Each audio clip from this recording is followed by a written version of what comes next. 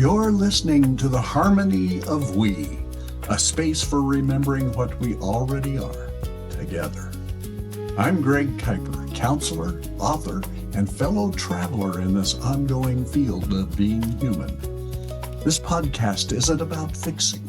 It's not about getting relationships right. It's about coming into resonance with yourself, with each other, and with the presence that lives in between. This is where the book Relationship, the Harmony of We continues in breath, in story, and in shared awareness.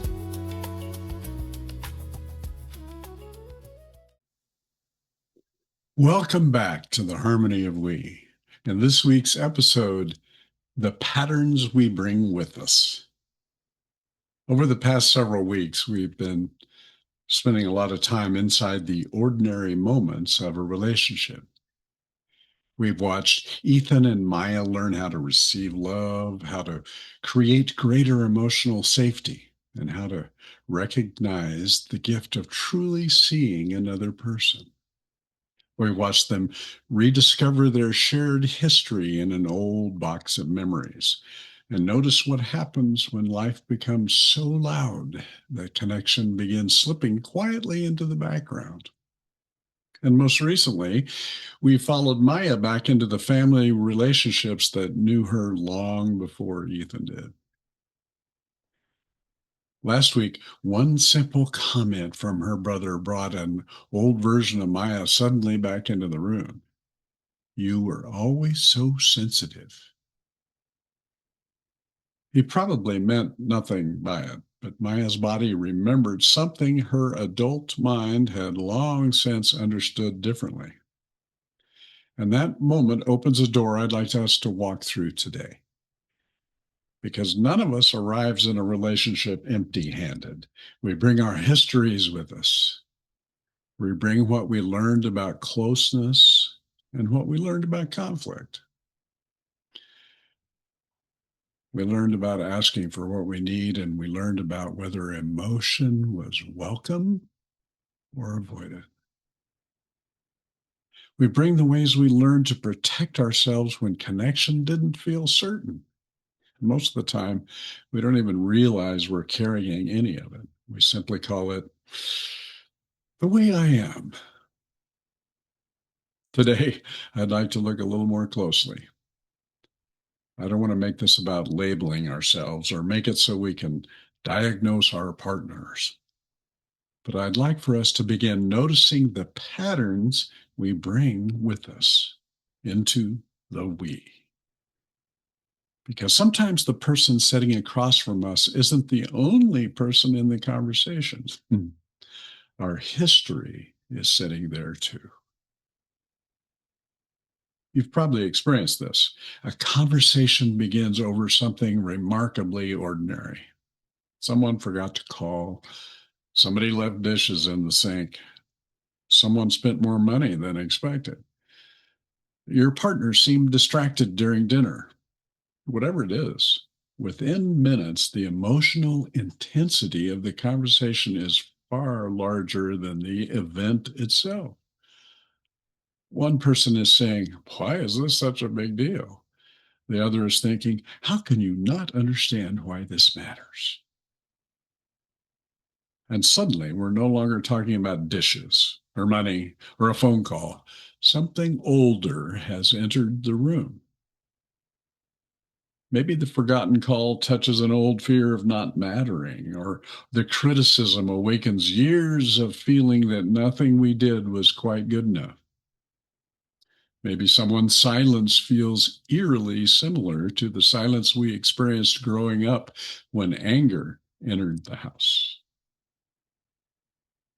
The present moment touches an old wound, and the nervous system responds as though the past has returned. This is where relationship becomes fascinating because two people can be having the same conversation while experiencing completely different realities. So let's stay right here for a moment because this matters.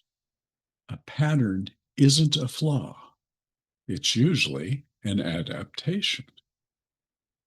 At some point, it made sense because, becoming quiet kept conflict from escalating. Becoming highly attentive to another person's moods helped you anticipate what was coming. Learning to solve problems made you useful in a family where emotion felt overwhelming. They were ways of adapting and not necessarily conscious decisions. They were ways of belonging and of staying safe. And many of them worked remarkably well until they followed us somewhere they were no longer needed. I sometimes imagine that every person enters a relationship carrying an invisible suitcase. Inside are all the things we learned before we met the person we love. Some of them are beautiful: humor, loyalty, resilience, traditions, ways of celebrating, ways of caring for one another. But there are other things too, right?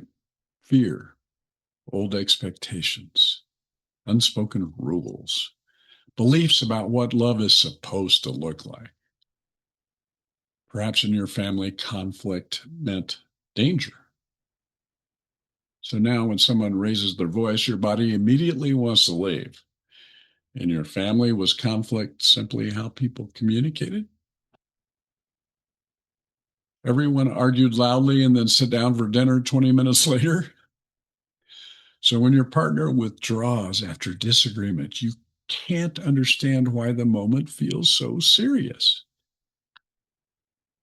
Neither of you is necessarily wrong.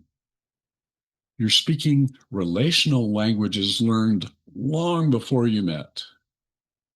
And often you each assume your language is simply reality. We've already seen this with Ethan and Maya. Early in their journey, when Maya said something like, "I don't feel close to you lately," Ethan heard something very different. He heard, "You're failing." So he defended himself because somewhere in his history, criticism had become connected with inadequacy. It wasn't about Maya. If there was a problem, his instinct was to fix it. And if he couldn't fix it, he felt exposed. Maya experienced the same moment differently. When Ethan defended himself, she didn't simply hear an explanation. She felt, there's no room for my experience here. So she became quieter. She withdrew, and there it was, a pattern.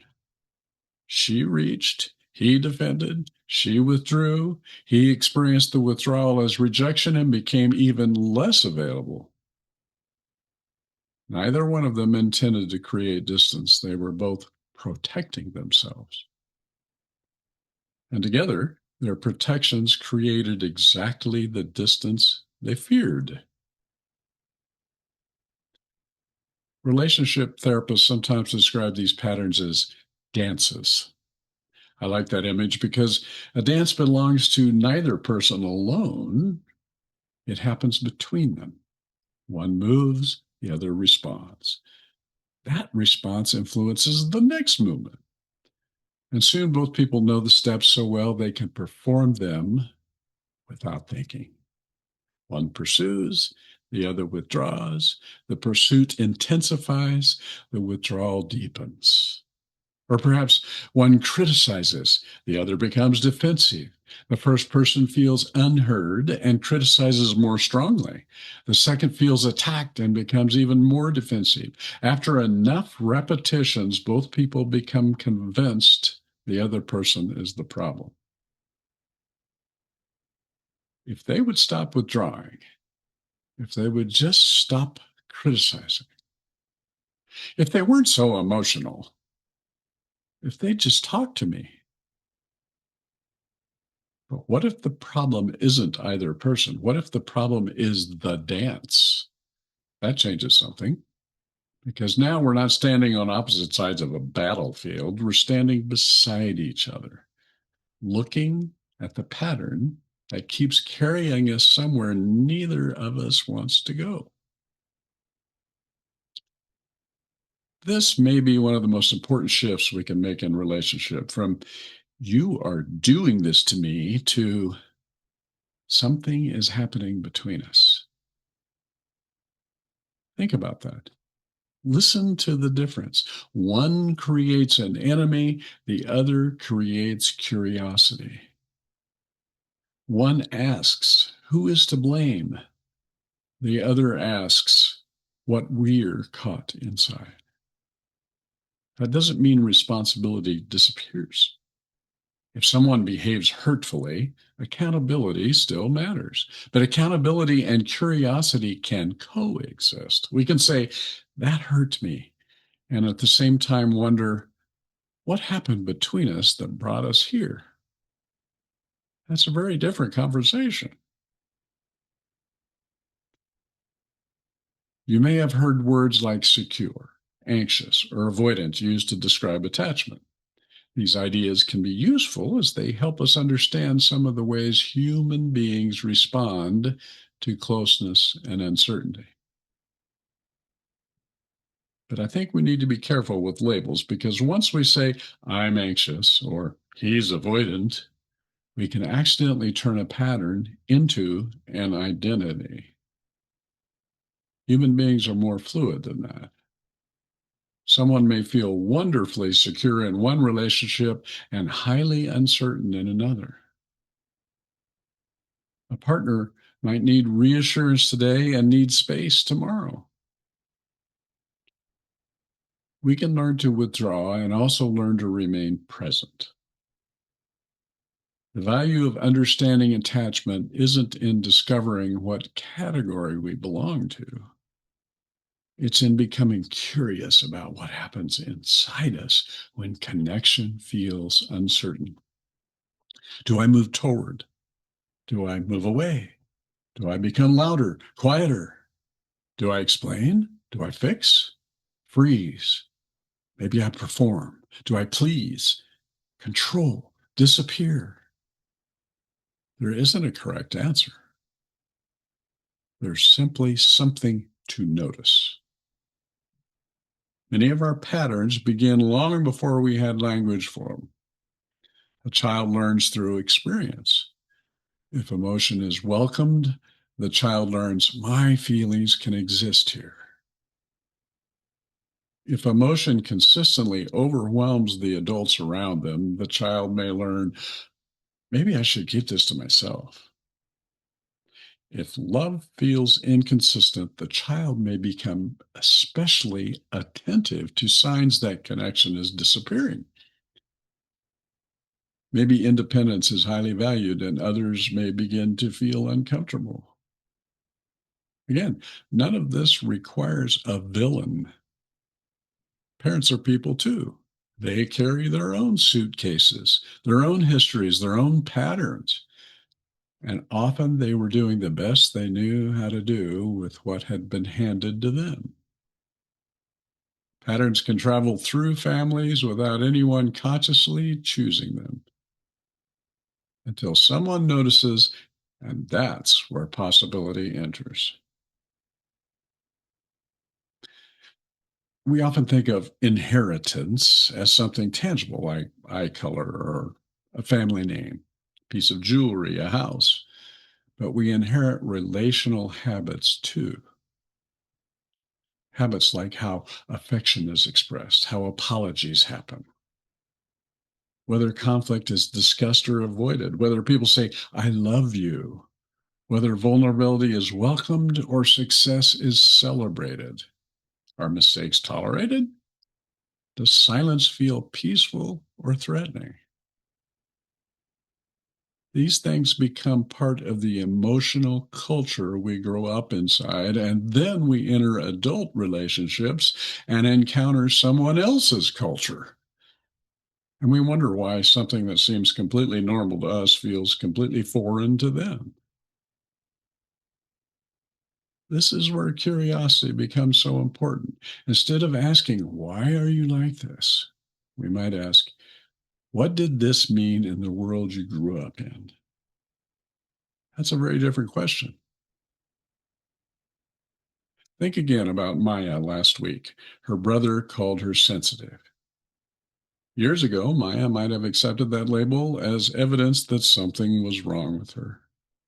I'm too emotional, too easily affected. I'm too much.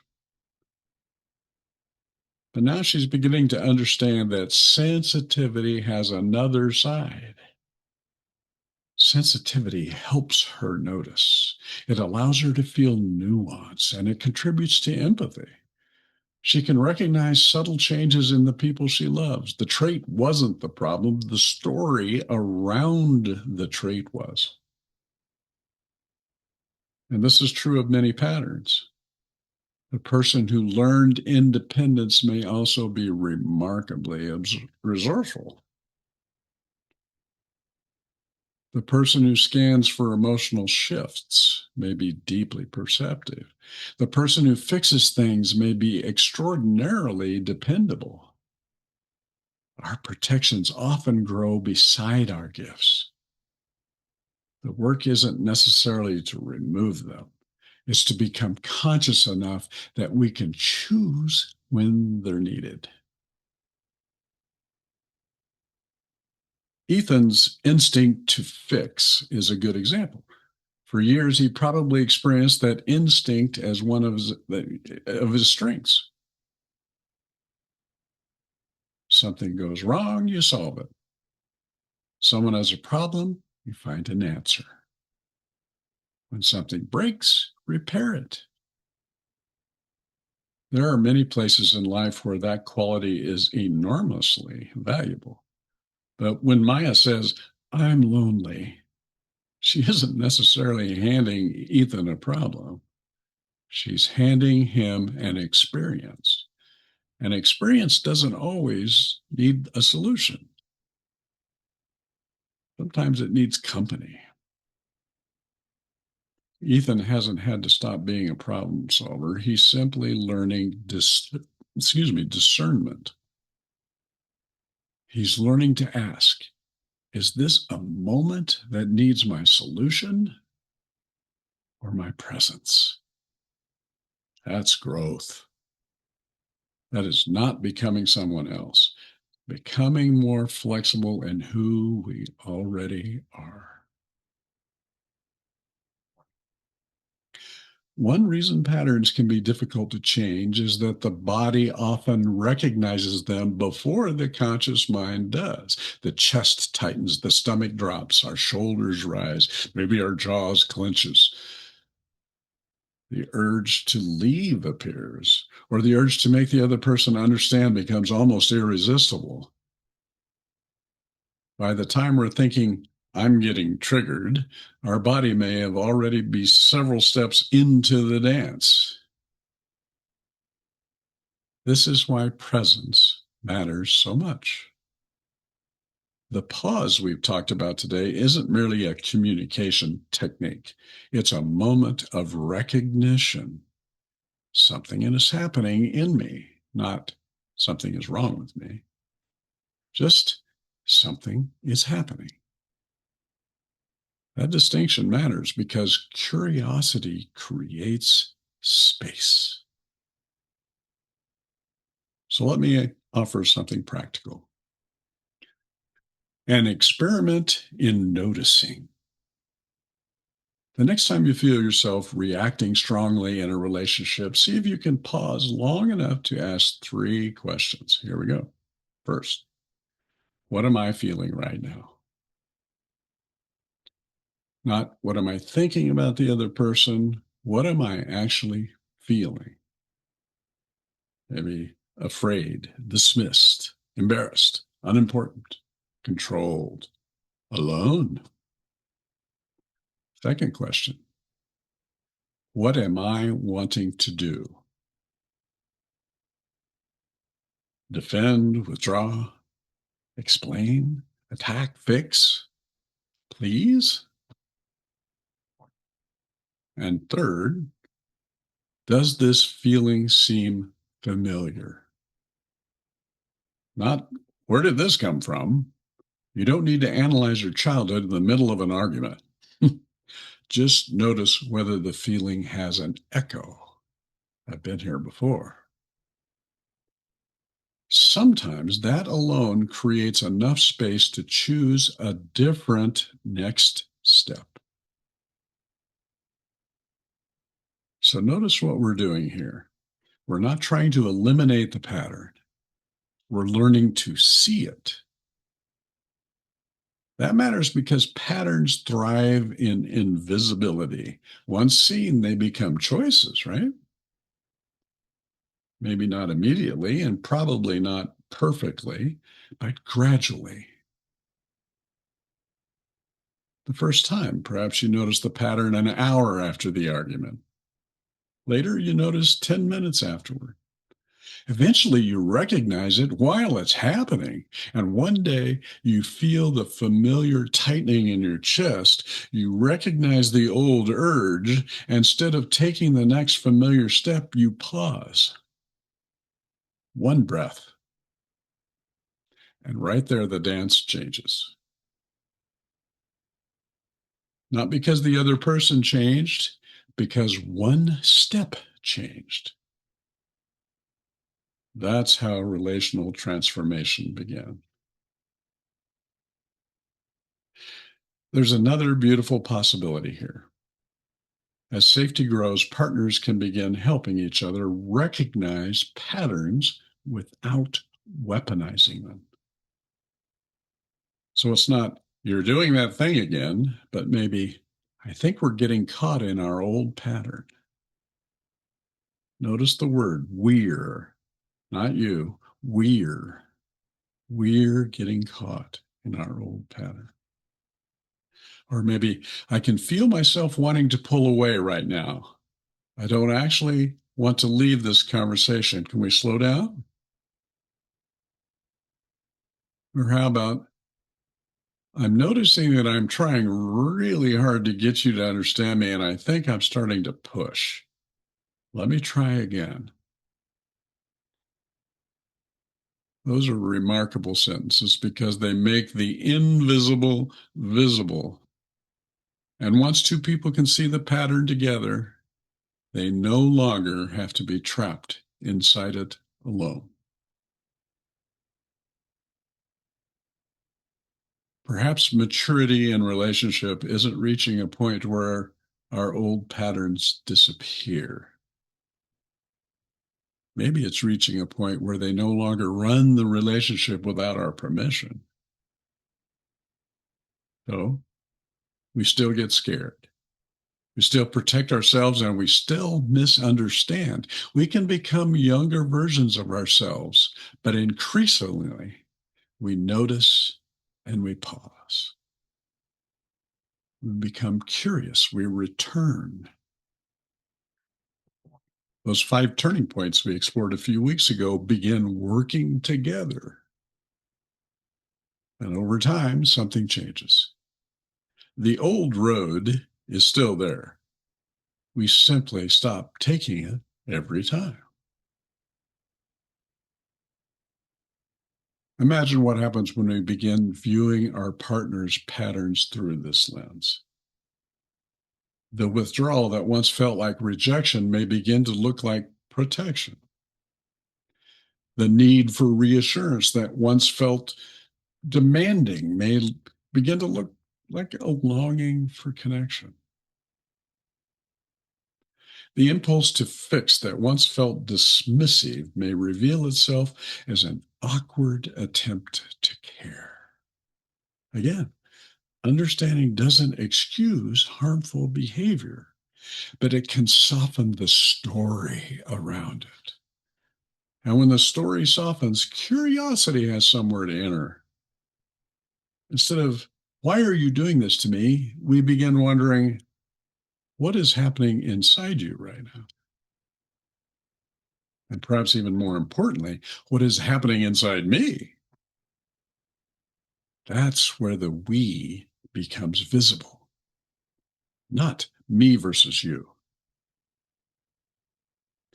Two histories, two nervous systems, two people trying to find one another in the present moment.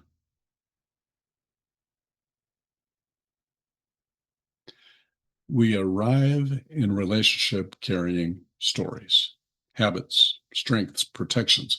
We bring ways of reaching and ways of retreating. Some of those patterns have served us beautifully. Others may be asking to evolve, but we don't have to shame them. We can become curious about them because somewhere beneath almost every protective pattern is something deeply human, a wish to matter, a desire to belong, a longing to feel safe. I hope that love will remain. And perhaps when we begin seeing that, when we look at that both in ourselves and in the people we love, something softens. The pattern becomes less of an enemy and more of an invitation to notice, to understand, and eventually to choose another step.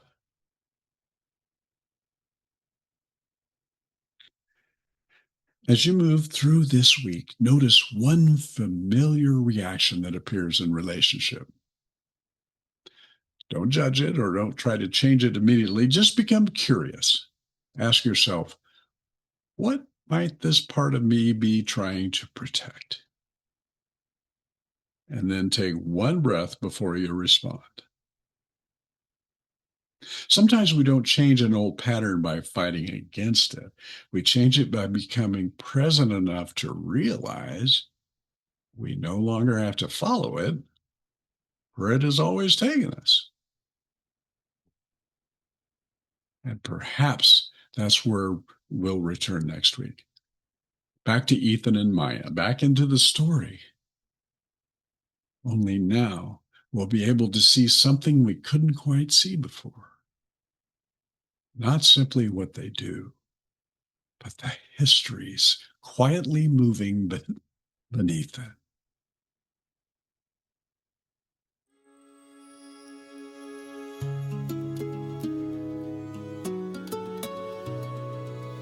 See you next time.